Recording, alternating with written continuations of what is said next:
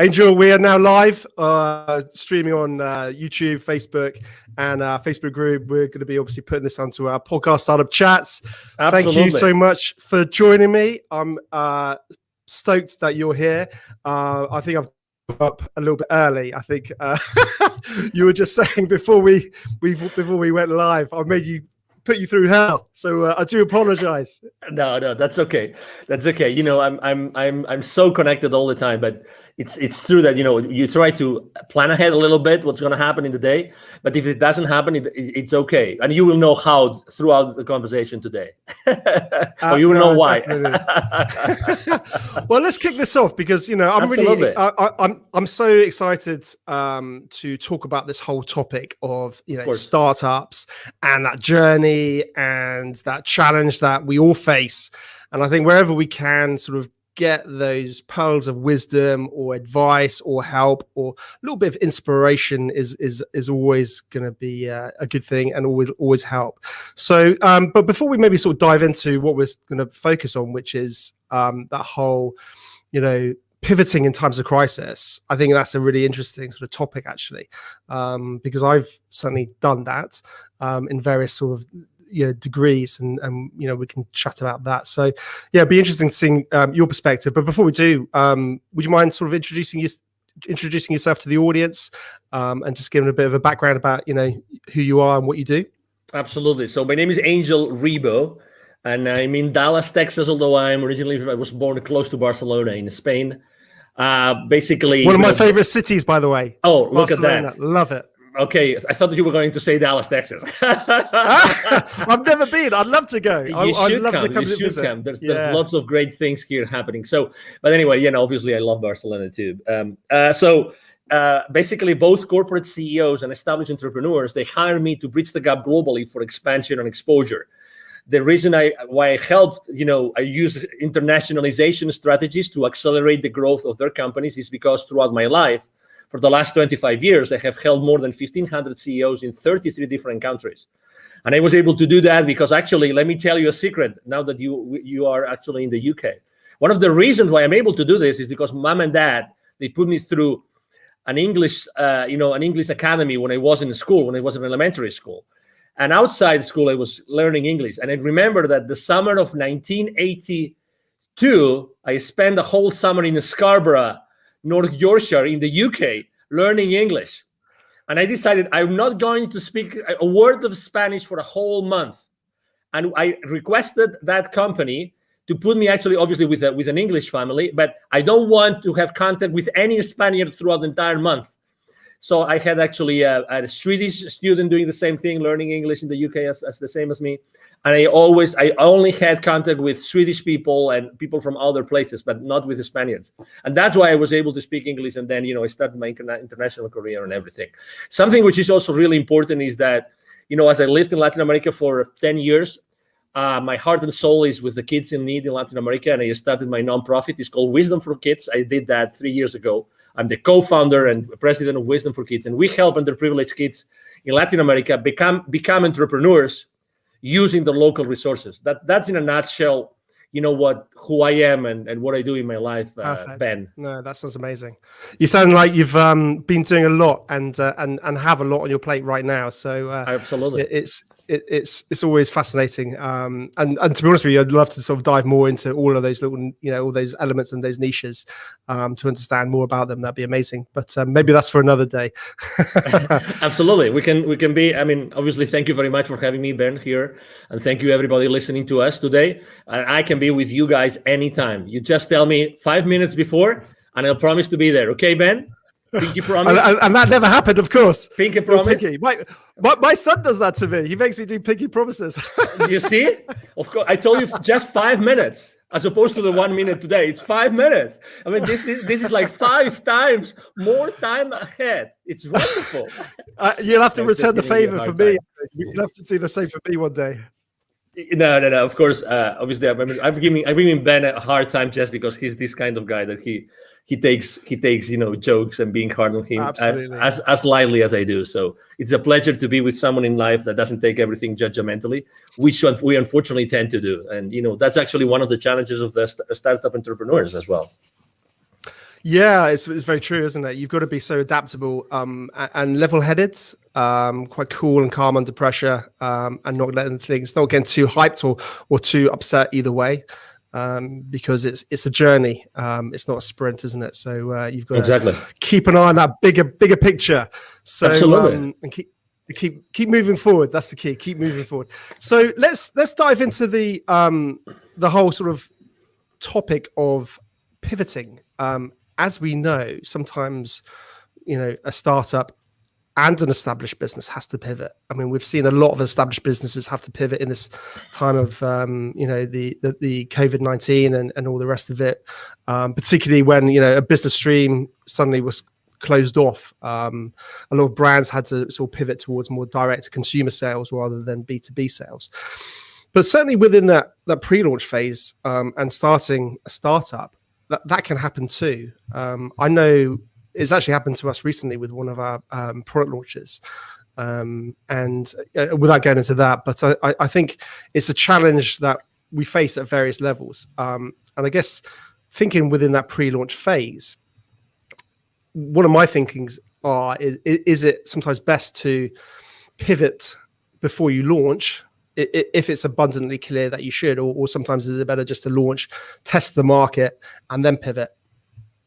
That's a great question. And actually, you probably remember that probably it was like already 10 years ago that this guy invented this business canvas that you actually, it was a collaborative work developed here in the north of the country, in the US, by someone in the MIT, I think it was.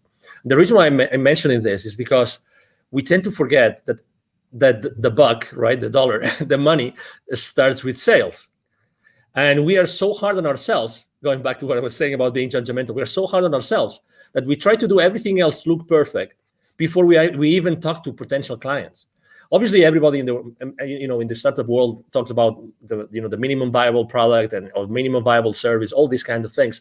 But in reality, the only thing, let's say you and I will have an idea today, and it's an amazing idea, which could be actually easy for us to have a great idea today, and we say we're going to launch it.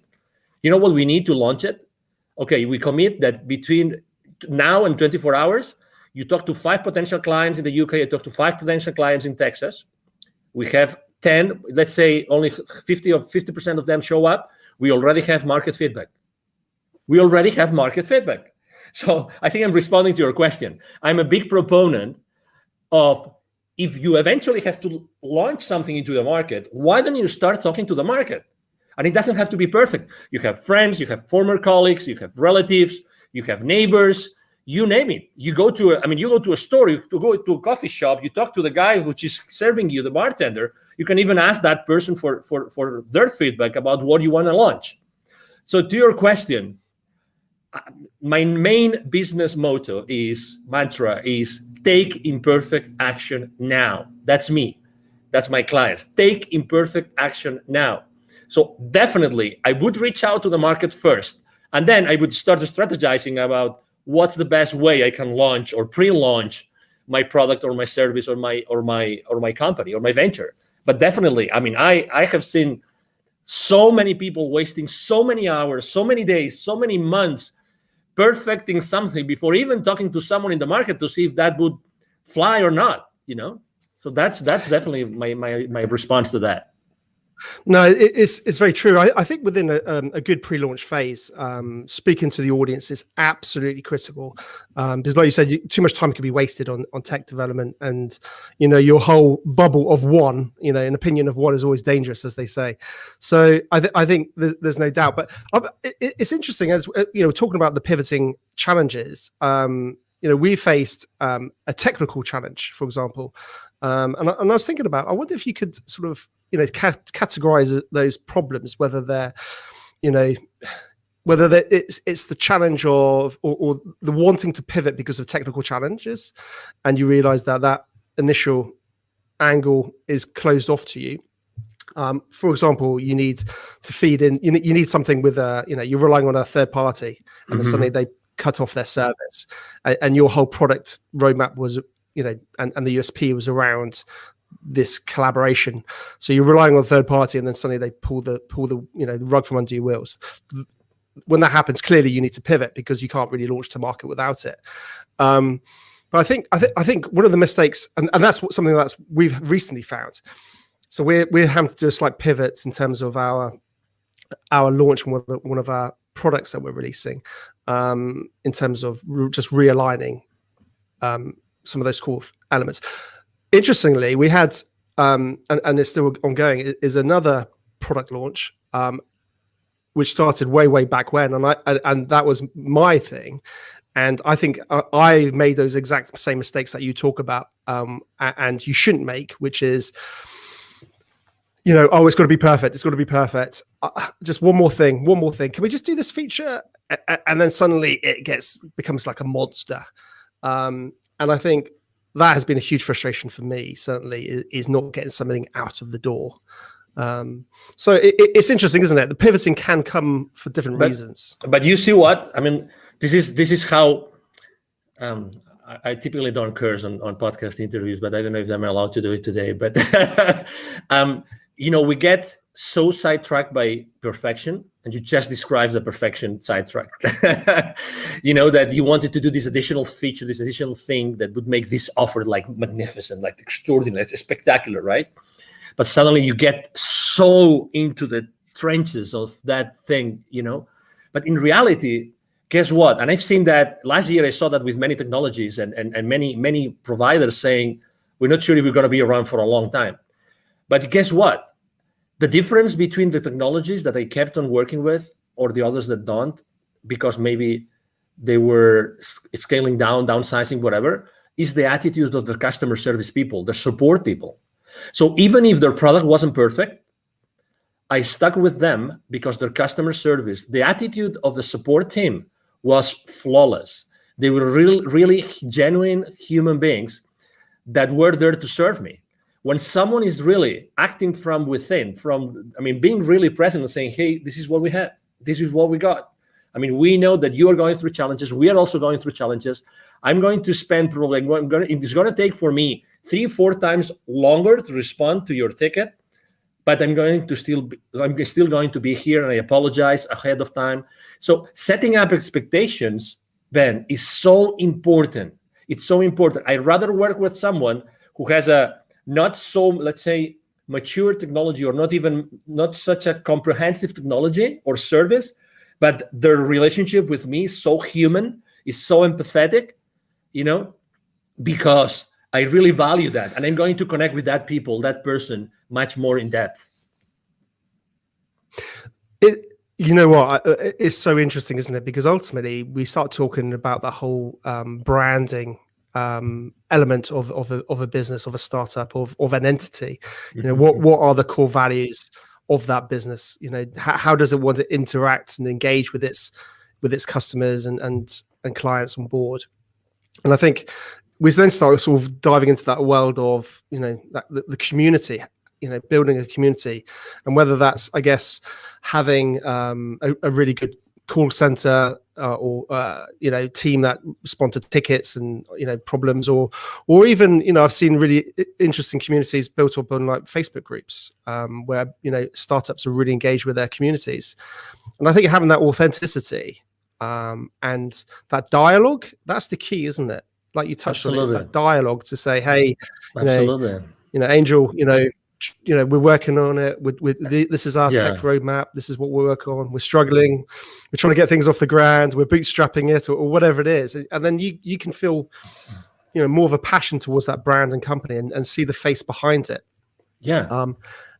And on its own, actually, if we think about it, that's such a strong, powerful part of planning in any pre-launch phase, but also post-launch, because obviously that's when you've got to deliver effectively. And follow through, and that's always challenging. Absolutely. I can give you even another example. Last year, there's this technology that they love to use. My team is an expert on using that. It's called Zapier, which allows you to automatize so many different systems. Zapier takes webhooks from here and there and blah blah blah, integrates so many. So I use a specific dashboard with my clients, and guess what? This guy said they're not cheap, but this guy said, we're going to give you 3 to 6 months for free, just because we know you're suffering. And their support system is great. Okay, so they gave me 6 months for free subscription last year, just for the sake of it. Just for the sake of it, because I was a small business owner, I qualify, blah, blah, blah. Just 3-4 months ago, a competitor came up to the market at a fraction of their price. And they offer you so many more actions per month, which is the currency that Zapier uses. So like a fraction of the price and offering you much more for that fraction of the price. But guess what? I'm not going to change from Zapier. I'm just giving you an example, right? I'm not going to change because they stood behind me, with me all the way. They provided me extraordinary service. They even said, we know cash flow is an issue for you. We're going to support you. So, oh my God, do you think that they will ever leave Zapier as a technology provider for my team and myself? Of course not. The branding, they have, my concept about these guys, what they're going to do for me whenever my business grows more and more and more, and I need them more and more and more, they will be there for me all the way. It's amazing. Exactly. It's about the brand. It's amazing. Do you agree?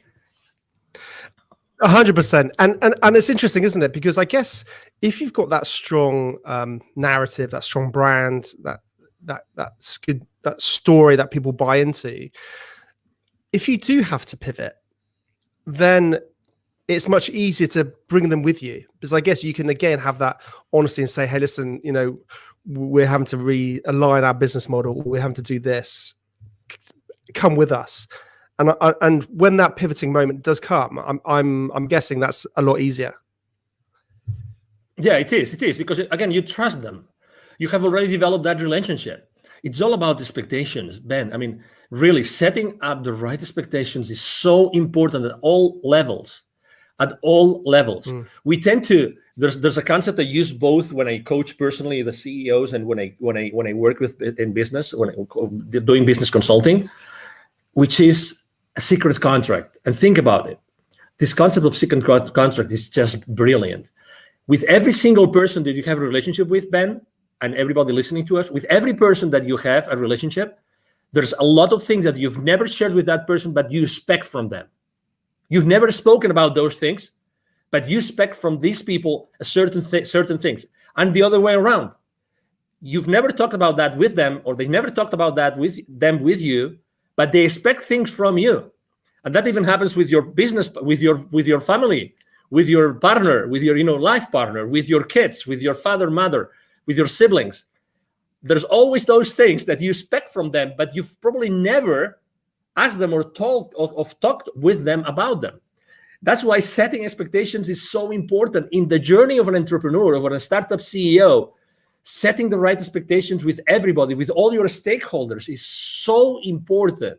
And just with that, you are building, just with that very simple thing of setting the right expectations, you're starting to build a very strong brand. You will never be in denial. You will never sweep things under the rug, ever. You will always be there because you are very clear on the expectations. That's so important. And it's so easy to do.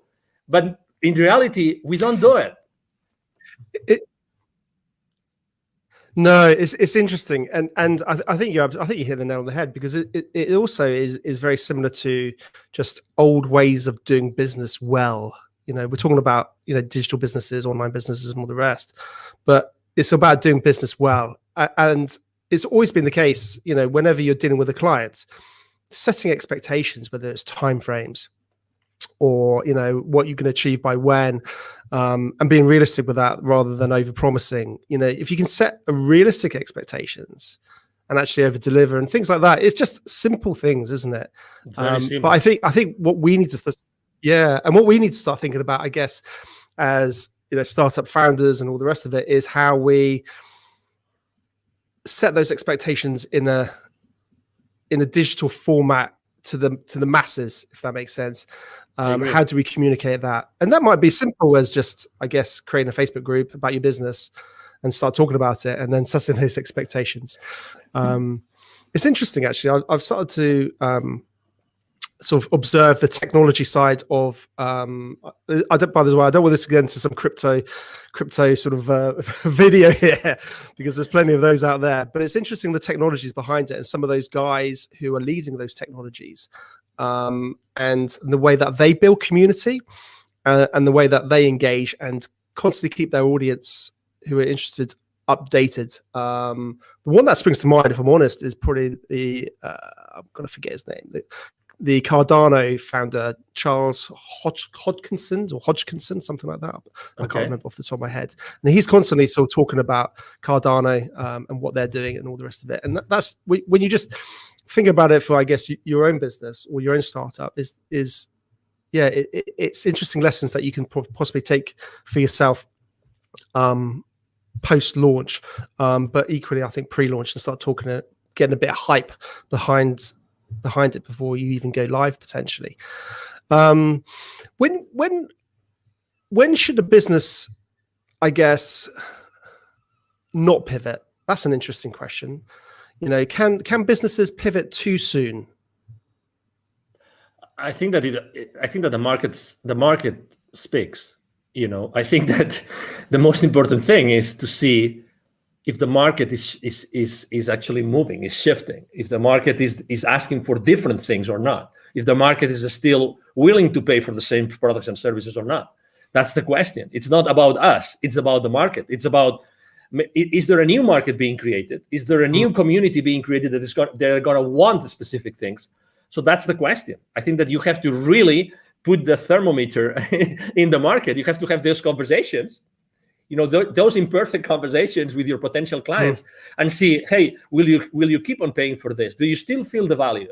Do you still feel the value in these kind of products? Or right now, what's happening now, what do you think is going to help you go to the next level? How many times, honestly, think about this, Ben. How many times before you sell to a client, you actually tell them this: I know I'm going to be part of your problem when you place the PO with me, because you're going to put X amount of money on my pocket and you will have nothing in return. My commitment to you is that I will make as much as I can to return on your investment. But how many times you have told that your clients, I care so much, I know that I'm going to be your problem right now when you place the purchase order, right? And I also care, I really care about how you are going to recover that investment. These conversations are very uncommon and kind of conventional, because they are uncomfortable, because we think, oh, maybe someone doesn't place the PO, right? It's very similar to, as entrepreneurs, when we start niching, and we start thinking of what's the right way to position, what's the fame, what's that sentence, that pitch sentence, that statement that we use when we're trying to craft it, that we're always between this 30,000 level feed, copywriting, or onto the ground level copywriting, right? We're always trying to bring as many people as possible to our world so they can buy, or we niche down so much so that we really speak clearly to someone who are really the people that we want to serve, right? We also move in that space. You see, it's the exact same thing. Obviously, I think we have to be extremely precise, because we really want to serve someone, and we want to serve this someone really, really well, right? So to your question, again, definitely there's a moment where you have to decide if it's the right moment to pivot, or if to pivot or not. But again, it's all about who you are serving. Let me tell you an example. What could you say has happened last year with 7.5 billion people?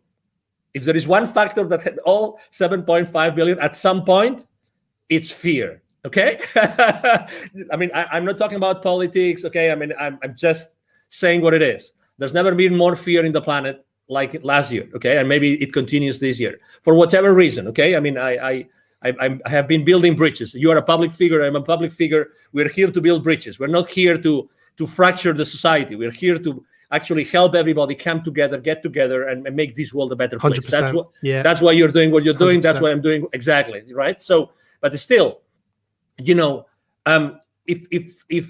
there's fear, think how you can help everybody. If you know that everybody's going to be in fear, why don't you talk to your market and you double check that that's the reality, and double check if that fear is going to move the needle for what they need. They may need some additional personal support. They might need, support for specific areas in their business. Right? Is that fear going to affect the existing clients or not? Is it going to affect will you have to deliver your product or your service in a different way? Again, it's all about the market. It's all about the people, how they feel. It's all about human beings. It's all about human beings, how they feel inside. They're going to make the purchase decision. The buyer, decision has it changed? Are there different criteria? The purchasing criteria of our clients, has it changed? The decision process, has it changed? It's all these kind of things that you have to think about before you decide to pivot or not. Yeah, no, definitely. I mean, that's an interesting point. Has it changed? I mean, ultimately, their buying decision might not have changed, but the way that they buy it may have changed. They might not be able to go into the shop like they used to. So how can you deliver that product or service in a format that they can still access, because they may well still want it? We've seen that, haven't we, with gyms? Gyms have got, people can't go to physical gyms in the UK. I'm not sure what it's like in America, but so people are having to think about, how can I deliver that course online effectively, because those people still want that. And you're 100% right. And I think this goes from pre-launch and carries on continuously forever, is knowing your audience. You touched on that, and listening to your audience. But it's really easy to say that. Well, people think, oh, my audience is everybody. And I think it's so important. And you touched on it. You got to really drill down on who you want to help. And know that market inside out, and that can change. But absolutely. I think have a focus where it is right now. Going back to the is there a right time to pivot? It's interesting because I completely agree with everything you're saying, but part of me also wonders whether you can be too soon. You can be an innovator, and you could be creating something that the market's never seen. So people don't necessarily sometimes know that what you have is going to help them. And that's an interesting challenge. We're seeing a lot of this actually in various sort of technologies. Things are coming out all the time. But you might not get that initial traction. I agree. But it all comes down to, as you know, people buy from you what they want, but you know what they need, right? I mean, you define a transformation path, right? You define the transformation path. You talk to them with your pitch. You talk to them to find them where they are, and then you describe a transformation path, and you are selling them the transformation and the final destination of that transformation, right? You got to tell a good story, haven't you? Yeah, exactly. But again, I think that we make a decision as entrepreneurs. We make a decision every single day of what we talk about and who we talk about. At the end of the day, if you are able to describe that transformation, they might not know, they know what they want, but they don't know what they need. So you're still able to sell to them what they need if you are able to position it as what they want. Okay, so obviously there's this very famous book that you've probably read, The Crossing the Chasm, about technology adoption. Very old book already, like 20 years, 30 years old. I'll be honest, I'm a really bad reader. I'm honestly, I'm so okay. No problem. So I'd love to be a big reader. I really would. It's okay. Crossing. It's okay. Crossing the chasm. So it basically states, when a technology is ready to go to the majority, to not only to the early adopters, so to the majority, right? So it talks about that. So yeah, exactly. So regardless, probably in the beginning, your price point will be at a level that it still justifies the profitability that you need in the company. You know what I mean? But at the end of the day, it's always the same thing. Are you able to position what your clients want from your pitch so that you give them what they want? They buy what they want, but you give them what they need because you are the expert. You are the subject matter expert. You're giving them what they need because you know more about that, because you are the expert. And obviously expertise is one of the most important things when you're pivoting, right? I mean, are there areas of expertise that you probably have not pitched enough to your audience? That's an area of, as you know, of innovation and being ahead of the curve and being creative and all these kind of things, and I think that also as entrepreneurs, when we are in startups, I think that we all the time we see new things. We're ahead of the curve. I mean, we really see those innovations because when we push so hard and we do so many things for so hard because our life goes on it, right? So eventually we discover many other things and new ideas and new horizons open up for us. And and it is what it is, and so I mean, if you are an awakening enough entrepreneur, there's consistently reasons and ways for you to be innovative and to start trying those innovations into the market.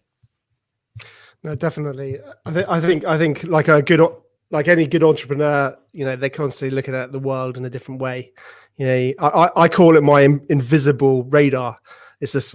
If anyone's watching the video, you'll be able to see what I'm doing. But if you listen to the podcast, you won't. But basically, it's like up there constantly, and it's just going, and then it's all hones on something, and then suddenly it's like, oh wow, this is like, and your brain starts going 100 miles an hour, and then your wife tells you to calm down and stop being silly and get focused on what you're doing. Exactly, because it's always challenging, isn't it? It's getting pulled too far in too many different directions. Absolutely. Interesting. Talking about, again, getting back to the pivoting. I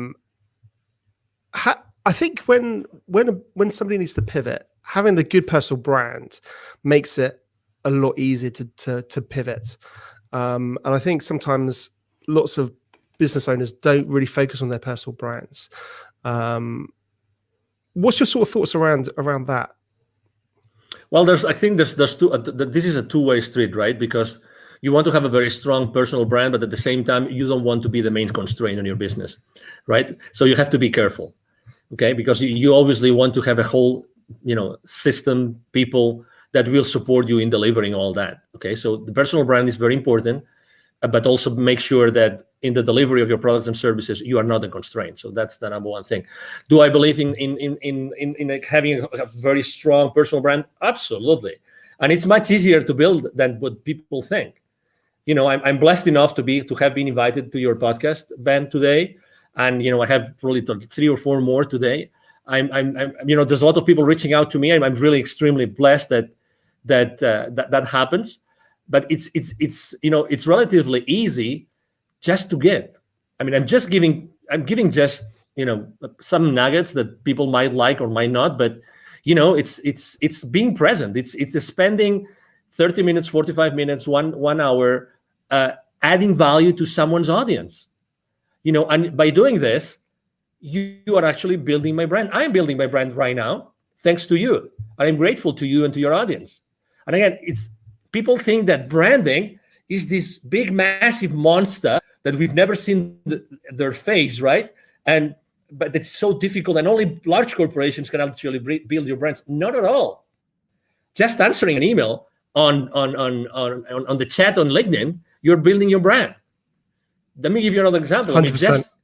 When I say happy birthday to someone on LinkedIn, I do it in a different way. I tell you, people remember me because of the way I give them the happy birthday.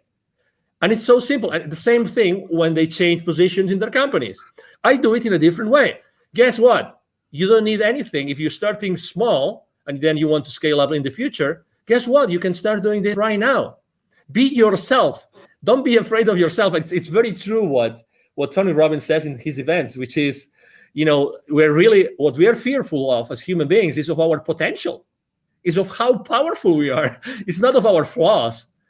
It's not that we will not be able to deliver. It's of our potential, of our power. We're really powerful. We all have this expertise inside of us that nobody else will be able to deliver just because of the experience we have had in our lives. You have had your experience, Ben. You've gone through several, successes and failures. You've learned a lot of lessons. Everybody has had their own journey, and that journey is of value to someone else. That's why everybody can really become an entrepreneur if they really want to. That value, that intrinsic, unique value of anybody out there can really help other people, to overcome their challenges in their personal lives or in their business life. It is what it is. It's by definition. 100%. And also what I love about it is it gives, several things. It gives a face behind the business. So it has you have that real sort of personal element. And I think that's the future for business, having personality. But also I think as an individual, we all know we have many layers. We have many interests. Whereas a business is obviously clearly focused on one area, possibly with a very focused audience.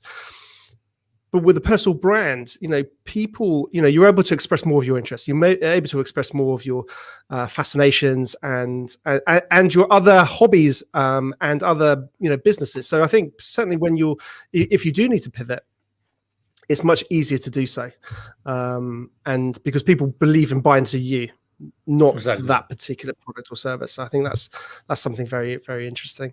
So in terms of sort of top tips or advice you could possibly pass on to any budding, startup founder, what would that be?